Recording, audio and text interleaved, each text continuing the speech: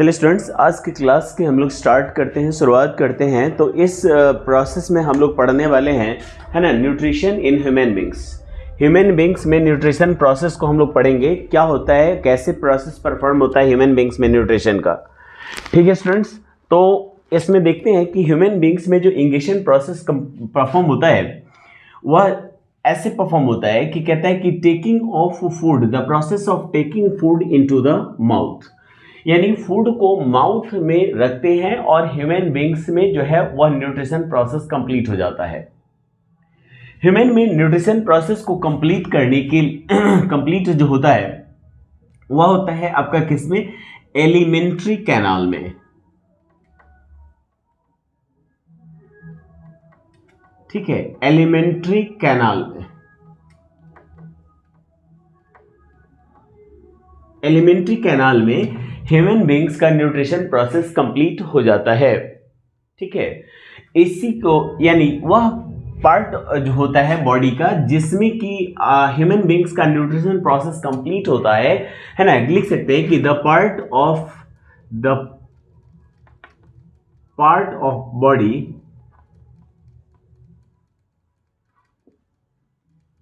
body where nutrition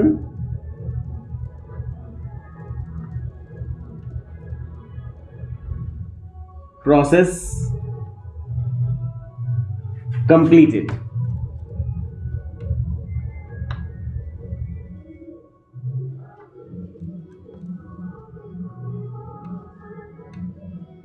completed यानी वह part of body जिसमें कि न्यूट्रिशन प्रोसेस ह्यूमन बींग्स में कंप्लीट होता है उसको हम लोग कहते हैं एलिमेंट्री कैनाल। अगर इसे डिफाइन किया जाए तो कह सकते हैं कि इट इज लॉन्ग क्वाइल्ड, लिख सकते हैं इट इज, है ना, इट इज लॉन्ग क्वाइल्ड, ठीक है, क्वाइल्ड ट्यूबुलर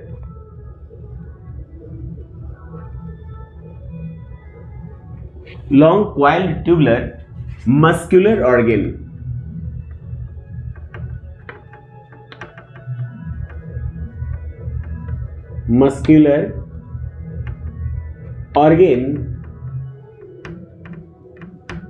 ठीक है, muscular organ which starts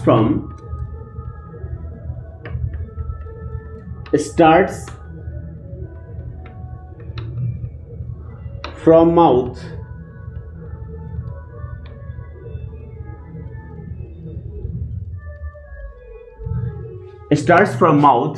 and ends up to anus,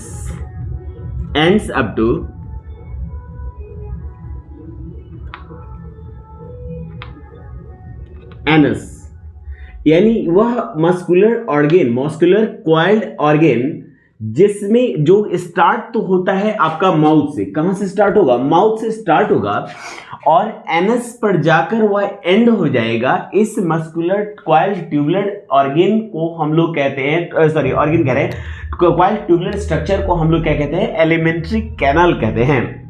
ठीक है, इस एलिमेंट्री कैनाल की लंबाई, ठीक है, एलिमेंट्री कैनाल की लंबाई अलग अलग लिविंग क्रिएचर्स में अलग अलग होती है। अगर बात करें लेंथ की, ठीक है, लेंथ की बात करें, ठीक है, तो लेंथ की बात करें तो यह लगभग 6 to 9 मीटर्स लॉन्ग होता है।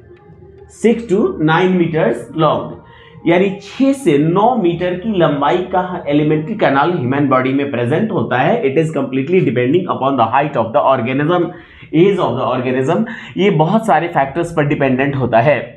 ठीक है, अब ये है आपका एलिमेंट्री कैनाल। ठीक है, अब देखिए इसमें alimentary canal long tubular structure muscular tube से है और इसमें एक और चीज एसोसिएट हो जाता है, इसको हम लोग कहते हैं एसोसिएटिव ग्लैंड्स।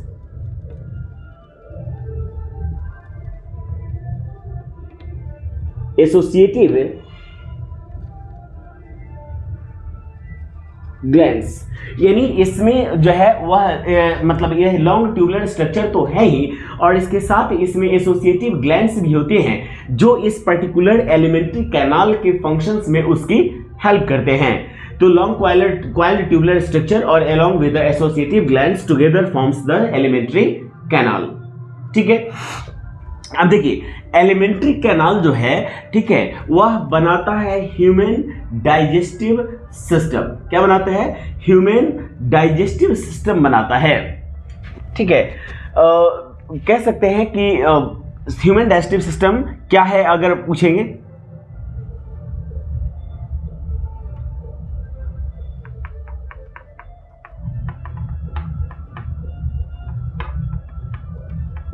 Digestive system.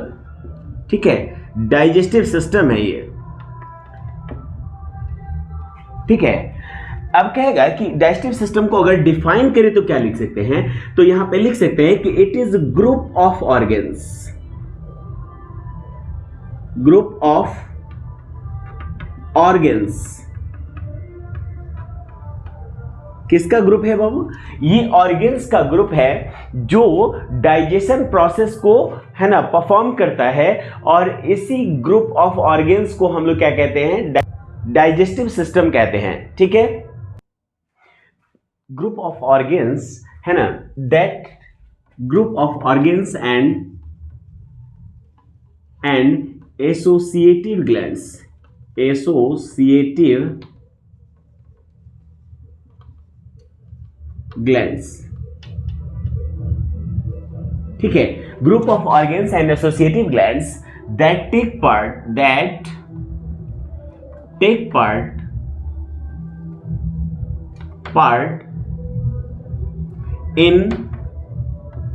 इन, है ना, डाइजेशन,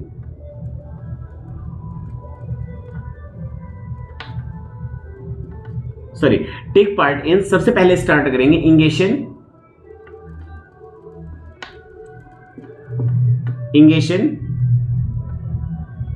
ठीक है, डाइजेशन,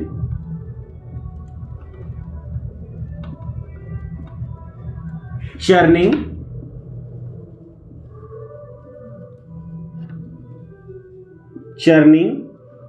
और इसके साथ यह करता है क्या? तो वह एब्जॉर्प्शन,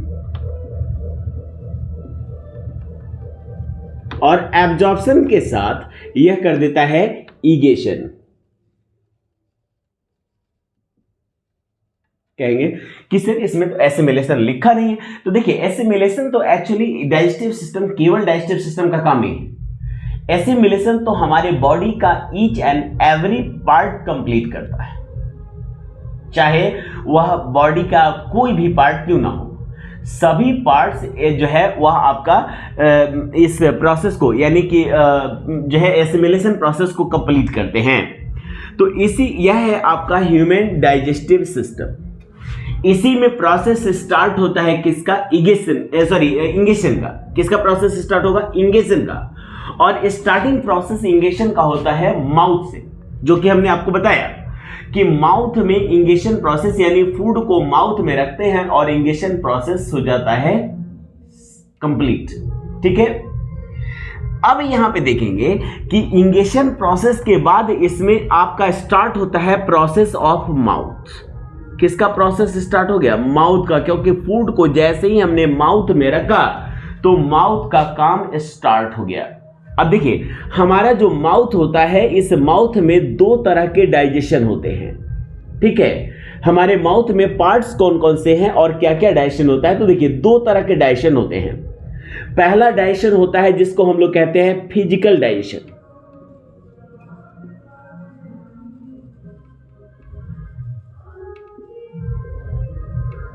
फिजिकल डाइजेशन, और दूसरा जो डाइजेशन होता है वह होता है आपका केमिकल डाइजेशन। केमिकल डाइजेशन होता है।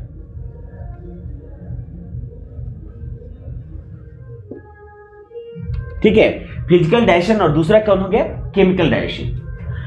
अब देखिए हम अगर बात करें फिजिकल डाइजेशन और केमिकल डाइजेशन को हम लोग डिस्कस करेंगे। पहले हम लोग बात करते हैं कि माउथ में जो है वह पार्ट्स कितने होते हैं और कौन कौन सा पार्ट को परफॉर्म करता है।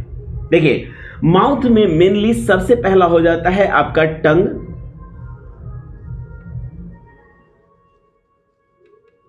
ठीक है, दूसरा इसमें पार्ट हो जाता है टीथ,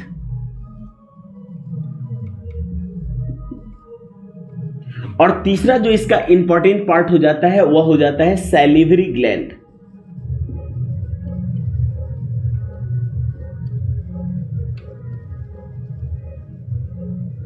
ठीक है, तो अब यहां पे बात करेंगे फिजिकल डाइजेशन की, क्योंकि इसका जो फिजिकल डाइजेशन का जो रिलेशन है वह इन दो ऑर्गेन्स से जुड़ा हुआ होता है।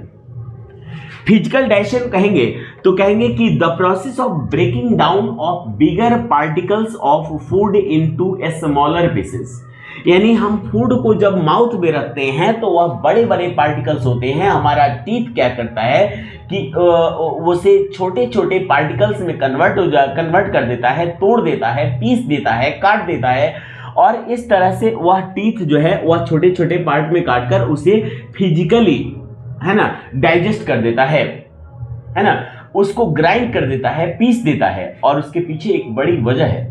देखिए, जब तक ये बड़े पार्टिकल्स ऑफ फूड प्रॉपरली मतलब जो है वह फिजिकली डाइजेस्ट ना किए जाएं, तब तक ये डाइजेशन प्रोसेस जो है वह कंप्लीट इजीली नहीं होगा। It takes a lot of time, जैसे कि रूमिनेंट्स में होता है।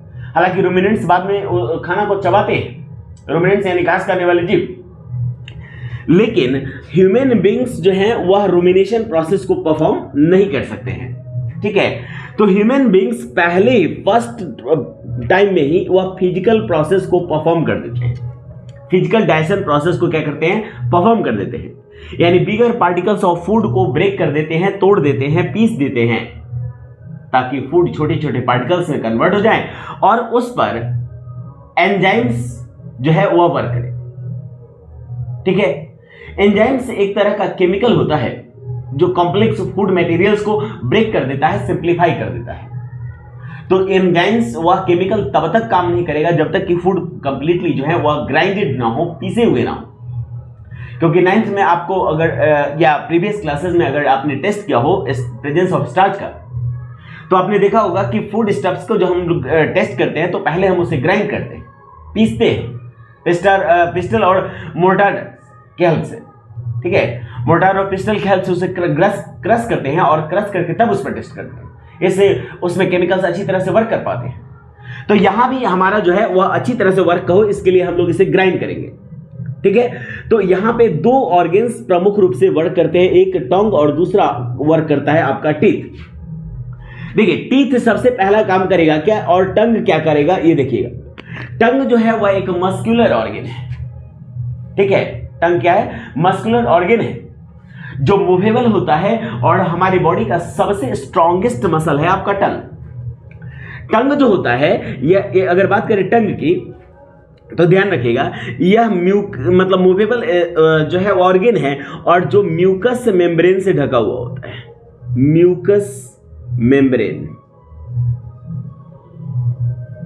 और साथ में म्यूकस मेम्ब्रेन से ढका हुआ होता है और साथ में इसके पास प्रेजेंट होते हैं टेस्ट बर्ड्स। टेस्ट बर्ड्स, ठीक है, क्या प्रेजेंट होगा, टेस्ट बर्ड्स प्रेजेंट होंगे। यह टेस्ट बर्ड्स क्या करते हैं, किसी भी फूड स्टफ के टेस्ट लेने में हेल्प करते हैं। ठीक है, अब यहां पे बात करेंगे कि हमारे टेस्ट बर्ड्स कितने टाइप्स के होते हैं। तो हमारे माउथ में जो टेस्ट बर्ड्स होते हैं वो 4 तरह के होते हैं, क्योंकि टंग एक सेंस ऑर्गन है तो इसके पास टेस्ट बर्ड्स होते हैं और वह 4 तरह के टेस्ट होते हैं, स्वीट,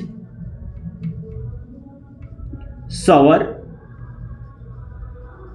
सॉल्टी एंड बिटर। ठीक है, ये 4 तरह के टेस्ट बर्ड्स होते हैं जिससे हमारा टंग जो है वह फूड का टेस्ट लेता है। इसके अलावा यह टंग जो है यह एक तरह से, आप याद रखिएगा कि यह एक तरह से क्या काम करता है, तो यह एक तरह से लीवर का काम करता है। लीवर क्या काम करेगा, लीवर, कि जिस समय फिजिकल डाइजेशन प्रोसेस कंप्लीट हो रहा होता है उस समय यह फूड को हमारे टीथ की तरफ पुश करता है, लीवर की तरफ, ताकि वह प्रॉपरली फिजिकली डाइजेस्ट हो जाए, अच्छी तरह से चबा लिया जाए। अच्छा, इसके अलावा जब यह टेस्ट लेता है, याद रखिएगा, जब टंग टेस्ट लेता है तो उस समय टेस्ट लेने का सबसे बड़ा फायदा हमें यह होता है कि यह हमारे सैलिवरी ग्लैंड को एक्टिवेट करेगा। किसे एक्टिवेट करेगा? सैलिवरी ग्लैंड को। ठीक है, सैलिवरी ग्लैंड को एक्टिवेट कर देगा, और सैलिवरी ग्लैंड को एक्टिवेट करेगा तो सलाइवा तेजी से प्रोड्यूस होंगे, ताकि जब फूड जिस समय फिजिकली डाइजेस्ट हो रहा हो उस समय उसको फिजिकली डाइजेस्ट होते समय किसी तरह से मॉइस्चर या वाटरी सब्सटेंस की कोई कमी ना हो। इसके अलावा ये क्या करते हैं कि उस जो सैलिवरी ग्लैंड रिलीज करता है ना, लिक्विड सब्सटेंस जिसे हम लोग सलाइवा कहते हैं, है ना, सलाइवा कहते हैं, वह उस सलाइवा को हमारे फूड में मिक्स कर देता है। ठीक है, और इसके अलावा क्या करता है, तो यह फूड में सलाइवा को मिक्स करने के बाद यह आप याद रखिएगा कि इट हेल्प इन स्वेलो।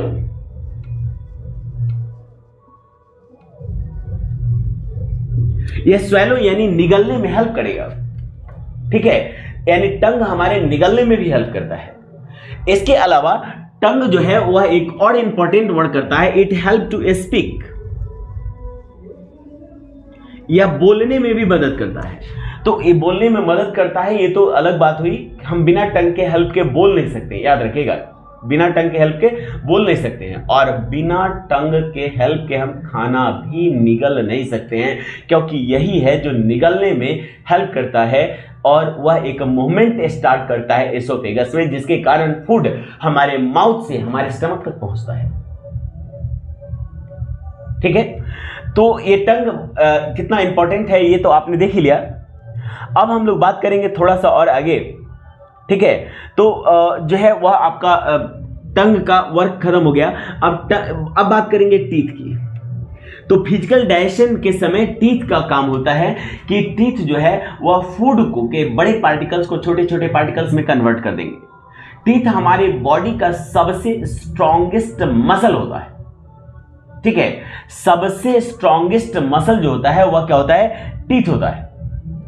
यह टीथ स्ट्रॉन्गेस्ट बोन, स्ट्रॉन्गेस्ट नहीं हार्डेस्ट बोन कह सकते हैं इसे। टीथ हमारे बॉडी का हार्डेस्ट बोन होता है, हार्डेस्ट पार्ट होता है, या मतलब कई लेयर्स का बना हुआ होता है, और ये कई टाइप्स का होता है। ठीक है, टीथ हमारे माउथ में अपीयर होना शुरू होता है ऑलमोस्ट 6 मंथ्स ऑफ एज में स्टार्ट होता है। याद रखिए, हम लोग बाय बर्थ टीथ को अपने माउथ में कंसिस्ट नहीं करते हैं।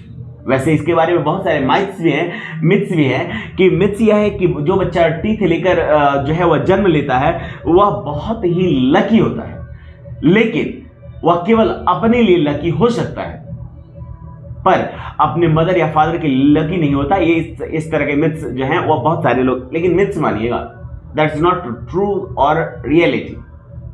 लेकिन कभी कभी ऐसा होता है, ऐसा रेयरली होगा। जैसे आपने कवि का नाम सुना होगा, तुलसीदास, गोस्वामी तुलसीदास जी, जिन्होंने रामचरितमानस की रचना की, और लोग कहते हैं कि जन्म के समय इनके पास 32 दांत थे, जो व्यक्ति के जवान होने पर होता है, लेकिन उनके जन्म से दांत थे। लेकिन ऐसा सच माने या झूठ ये कहना बहुत मुश्किल है, क्योंकि उस समय का एविडेंसेस कुछ नहीं है, लेकिन जो कथा और कहानियां होती हैं उसी से लोगों को पता चलता है कि ये ट्रू है या फॉल्स। खैर, ये अलग बात हुई। हमारे माउथ में जनरली ये जो है वह टीथ अपीयर्स होना शुरू होता है 6 मंथ्स ऑफ एज में। ठीक है, और जो टीथ 6 मंथ्स ऑफ एज से अपीयर्स होना शुरू होता है, और ये लगभग है ना 3 to 4 ईयर्स में हमारे माउथ में आ जाता है, और हमारे माउथ में 2 सेट्स ऑफ टीथ आते हैं। कितने? 2 सेट्स ऑफ टीथ आते हैं। पहला आता है मिल्क टीथ। ठीक है, मिल्क टीथ आता है, और दूसरा जो टीथ आता है वह आता है परमानेंट टीथ।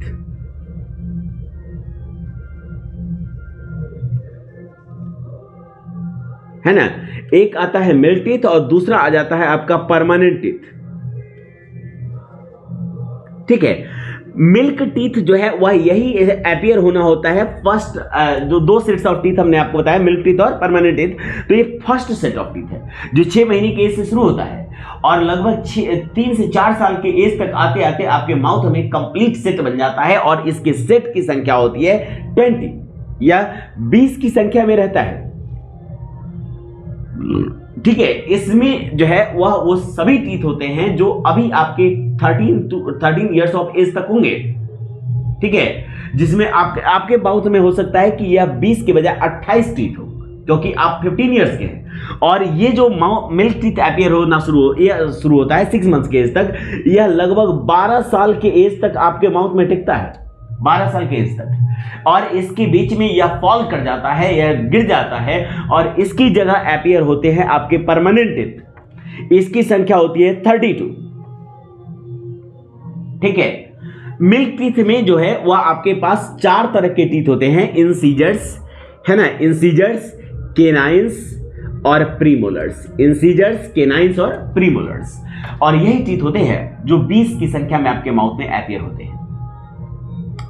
अब बात करेंगे कि प्रीमोलर्स और परमानेंट टीथ की। ठीक है, तो परमानेंट टीथ जो हैं वह 32 इन नंबर्स होते हैं। इनकी संख्या ये जो है आपके परमानेंट टीथ, यह आपको जो है लगभग 8 से 12 साल के एज तक हमारे माउथ में अपीयर होना शुरू होते हैं। ठीक है, और ये हमारे लाइफ टाइम हमारे साथ बने रहते हैं, है ना, ओल्ड स्टेज तक हमारे साथ बने रहते हैं।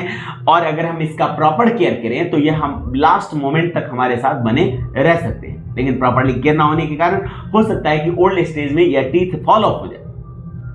पर हम ज्यादातर मानकर चलते हैं कि यह 12 साल की एज से शुरू होता है तो लाइफ टाइम तक रहता है। ठीक है, और यही हमारे फिजिकल डायरेक्शन का मेन फैक्टर है, मेन रीजन। अब चलिए बात करते हैं कि इसमें परमानेंट टीथ जो है वो हमारे माउथ में 4 तरह के होते हैं। पहला होता है इंसीजर, दूसरा होता है आपका केनाइन,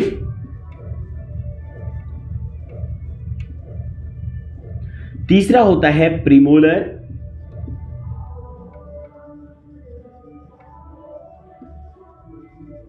और चौथा हो जाता है आपका मोलर। 4 टाइप।